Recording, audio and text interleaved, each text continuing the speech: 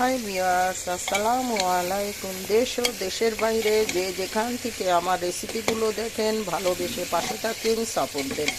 আজকে আমি রান্না করব মেজবানি গরুর মাংস। সেটা পরিবেশন যেটা রান্না করতে আজকে লাগছে আপনার সর্বপ্রথম বেশি করে পেঁয়াজটা আমি বাদামি করে ভেজে নিয়েছি।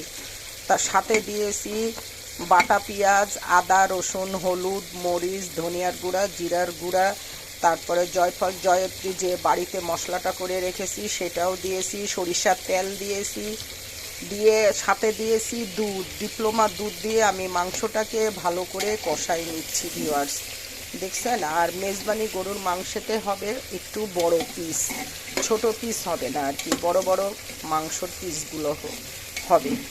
যেহেতু এটা মেজবানির মাংস, এই জন্য একটু মাংসগুলো বড় বড় হবে, খেতেও ভালো লাগবে, দেখতেও ভালো লাগবে। আমি মাংসটাকে ভালো করে কষাই নিচ্ছি, পুনরায় আবার আমি আপনাদের মাঝে ফিরে আসব।